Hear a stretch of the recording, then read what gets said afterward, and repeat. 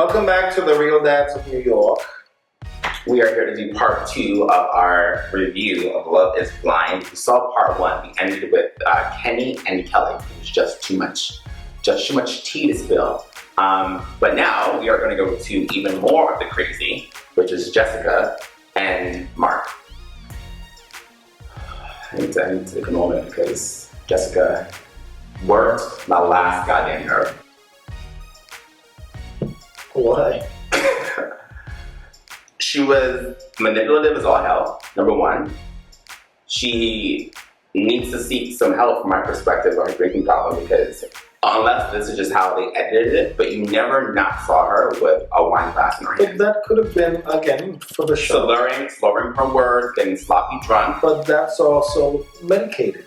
She needed medication. Then do it with the rest of us. Go to therapy. Like, what's the problem? Just generally. Oh, but that's another topic too. But I also think that until you see someone really lose control, you can't accuse her. She lost. She's a functional drunk. Okay, yes, I will give you that. But doesn't mean you have to figure out why was she that way. And her friends around her, that before she hit the show, can actually also tell you who she really is. And if this is how she behaved on a weekend basis, then obviously that's not good. That's not a good character, to have as a part of your life. Well, she was sloppy, and she was the one who really loved, or quote unquote loved, was interested in Barnett more than she was interested in Mark. When Barnett was like, "How old is she again?" She's 34, and Mark was 24. She looked older. Because I remember her now, because again, I was watching on this episode situation. But my opinion of relationships on a whole, I think you can't move forward into something healthy unless you deal with yourself. And obviously, she's not emotionally healthy to offer herself to someone. But she had a type. Let's just be clear. She had a type. She said her type was somebody who was maybe her age a little older. Which is superficial. She wanted somebody who was bigger than her in stature or bigger than Mark. Mark was short. Did you have a specific type? I had a type. Or I had... Tall, dark, and handsome. Sure, yeah. I mean, that was on the list. Back in the day, when we started dating, I wanted somebody taller than me, older than me, like a bigger framed gentleman. I don't really particularly care for like twigs. Welcome, bigger frame. No, that's just a bunch of Oreos. That's not, you're not big frame. I didn't buy Oreos I put in the house. I bought the Oreos, you ate them. I would not have. That's the next topic. Oreo eating spouses. The next topic is self-control. But besides that, I wanted somebody potentially Jamaican or West Indian because they would understand, but probably Jamaican, understand what it's like. Just like in the blending of families, assuming that would happen, what would that look like to have someone who could relate to my Jamaican heritage? So I had that. Brought up earlier the fact that I did date a white guy in college. I don't have, like, my list is not like definite. It has to be this or nothing. But we all have a preference in who we're with. Some people can't stand people who, like, would you date somebody who was 7'2", 6'7"? Oh, so sorry, 7'2". I did date someone who was 6'5", which is taller than me. And you weren't into that. It wasn't that I wasn't into it. He wasn't. We weren't compatible. Okay, but so the height didn't The height necessarily. wasn't a problem. Okay. Listen, I can climb Mount Everest, babe. Hey. What? Hello. Okay. Well, more power to you. But we all have a preference in some way. Anybody who tells you that they're open to anything and everything is bullshit. Like, No, I was open to anything. Okay. Anything. Okay. Anything in the sense of what I still would have a checklist, right? I wouldn't necessarily, and God knows, I will say something that might get me in trouble. I wasn't willing to meet someone in a wheelchair and date them. Why not? Because that's a whole lot of commitment. Physically to help take care of you for the rest of your life in that sense. Now, if I'm with you and something happened, then that's a different story. But coming out the gate, I'm not interested in that situation because that's not my norm. Somebody else, they might be willing to see past that, and that's good for you. Got it. Okay. I have a specific preference in the sense of health-wise and what health look like. It's the same way I wouldn't date someone who is 500 pounds. Right. But also, it even extends far beyond physical nature. There are some, like, for example, I would not date somebody who has an incredibly bad temper. Would not do it. That feels good. What feels good? I mean, I'm not as bad as I think I am. No, let me rephrase that. If it doesn't work out, I'm not dating somebody with a bad temper again. I'm not going to date somebody who... I don't think I have... There's a difference between having a temper and quick to be angry because you haven't resolved your issues. Well, all the above, I ain't doing it. No, but you have a temper too. No, we all. So that's the point. You know, before we got married... I wanted to choke you out, yes. You want to choke me out? Yes, I've wanted to choke you out several times. In the marriage? Yes. When you're on your shit. I'm not on my shit. What is shit? What am I on? Because you're stubborn. I'm stubborn for you. For me, it works. Just like for Love is Blind, they feel as if they can come on a TV show and find love in 30-something days. And in my reality, that shit doesn't work. So the Pookies and Ray Ray of the world. How many times you meet some dude in a club? This club is dark, but because he looks a certain height, he looks a certain build, and he's buying out the bar, you go, yes. Let me twerk a little bit more in front of him. And when that daylight hit, baby. And it happens. So for Love is Blind, they were hiding behind pots or glass, and they use their words to entice the other person behind that glass. But reality is, I don't think it's, for me, it's because I hold my emotions and I don't just throw them to everybody. You have to earn that trust, earn those moments, other than walking around going, I'm in love, I'm in love, I'm in love, I'm in love, I'm in love. So every fucking person you choose to date, you're in love.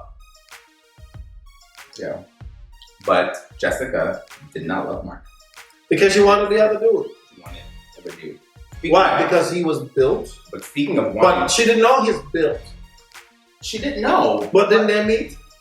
They didn't meet. They met once he proposed to her. So she saw that and go, No, but he was her... Wait. Did who? She met the She didn't meet Barnett in person until they were in Mexico. Mm-hmm. So she never saw him until Mexico. So she was attracted to his voice? She was attracted, yeah. His deepness? Yeah. But Mark was her backup. Like, first she liked Mark, and then she met Barnett. She liked Barnett more. Basically said to Mark, it can't be him. She wanted Barnett. Barnett was like, oh, girl, I am you. She went back to Mark and was like, okay, Mark, well, maybe it's you. And Mark said, yeah, it's fine, it's me. Because Mark is also insecure. But speaking about other dudes, or wanting other dudes. You mean the bisexual one? Your boy, Carlton, Clayton, whatever his name is. The bald-headed one, yes. Yeah, so, okay. You are openly bisexual. And so that is not what we're saying. So before you guys troll us and tell us that we're wrong or close-minded, the issue is not him being bisexual. The issue is not him, or as he said, he is sexually fluid. He's trisexual, try anything. Gross. Okay, whatever. That's the problem. The problem is he's not disclosed to her that is... I think that's a conversation from the jump to always have your truth out there. Because if this marriage falls apart and you go date again and you choose to date a woman, you would tell her from the beginning that you can't... I think I said something to my mom recently about an ex-girlfriend, and she was like, "Then, if that had worked out, you wouldn't have been true to yourself." I said, "Mom, I am true to myself. I'm bisexual, and whoever I choose to date had to embrace that truth. I'm not saying, I want both at the same time. I'm just saying these are my feelings. Right, and he was saying the same thing. The problem where the reason he lost my respect is that he didn't tell her from the beginning. She fell for him, he fell for her. And do I believe that he didn't like her? No, I don't not believe that. But what I do believe is that he should have told her from the very beginning. My personal opinion does this, right? I think, and again, for the gay world, y'all come to me if y'all want. I also think it's necessary to disclose your preferences in the bedroom. Now, hi, I'm Richard, and I'm the top. Is that what you want me to say to somebody? You want? I'm just saying. I'm just saying. I think it's necessary because most women who hear the dude that they might be interested in. What does it matter if you gave or received? Yes. To another guy. For a woman, she's thinking, you want something that I can't give. Well, she did say that. She did say, how do I know you're into me and that you're not wanting or needing? If a dude say I'm bisexual and then go into, I prefer A, B, C, D, she has an option to process in her head what sexual behavior in the bedroom will look like. It wasn't a matter of what was between their legs. It was a matter of what was in their heart. Who said that? That's what he said to her. He's a fucking liar. Because if your preference is to get Jesus Christ. That was okay. If that's your preference, the woman can't do it unless you're willing to put on. She didn't ask all that. Hear me out. She cannot give you that unless she's willing to put on a strap on. And it's not every woman who's comfortable with a strap on. So if his preference is to be penetrated, she's not going to do that. Some women don't even want to put their your ass. So wait, hold on. No. Are you saying that he should have said to her, I've been with other men in this way? Yes, because then she can process the visual side of it without corrupting in her own head. Either way, in her mind, she was like, if you would have told me, and again, I don't believe her, but if you would have told me, maybe we could have worked something out. I don't believe that at all. There's no such thing as working something out. But give me the option to choose to stay. She wanted to talk to him after the fact. And she was like, look, I don't like that you did that to me. I don't like that you didn't give me a choice. I don't like all that, which I respected her position. Mm-hmm. He took that as, you reject me. You rejected me, you're judging me, and he flipped out on her. Because that's been his fear that he has to deal with. Correct. And I'm not saying that his fear is unfounded. I'm saying his reaction to her, in my mind, was and it also depends on the culture that he's coming from. Then when she walked away, she just, go ahead. She's going to go recite Beyonce's Don't Hurt Yourself. And he's basically saying, I'm talking about her wig slipping off. I mean, I'm like, so like, you say you love this person, quote unquote. She rejected you and you swung all the way around. Now it's F her this, her wig is slipping this, her makeup is this. Because that's your pain. But how you do it? That's your pain. He's in pain. So you were checking out her wig the whole time too, because we saw it. we saw it.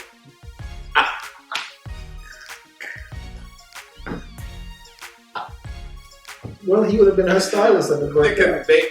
You know, he used to be Cynthia Bailey's assistant. And he was in the Real Housewives of Atlanta. Oh yes, I did my research. And he got into a fight with Kenya. Look it up. It's there. Thank you later. So you went to go dig all of that up? The hell? It's research. For what?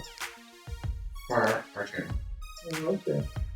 Oh, okay. Anyway, so needless to say that Diamond and Carlton Clayton, whatever his name is, went bye-bye after they were done. How you doing? Oh my God. I honestly think for the straight, gay, bisexual, whoever, to thine own self be true. Because then when you meet the person that you think you want to cultivate something healthy with, if you're lying and you're full of toxic emotions, that's going to come out eventually into that relationship. Or this is all I know is that the question still remains, is love blind? No, love is stupid. That's not helpful.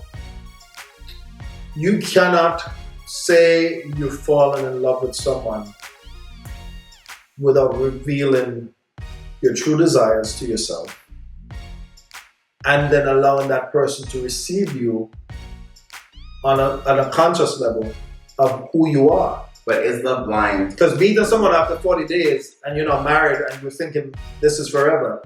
No. For the show, you're going to say all of these scripted things. Realistically, some people are looking for the way out. Like that Tyra Banks movie she did, Coyote Ugly.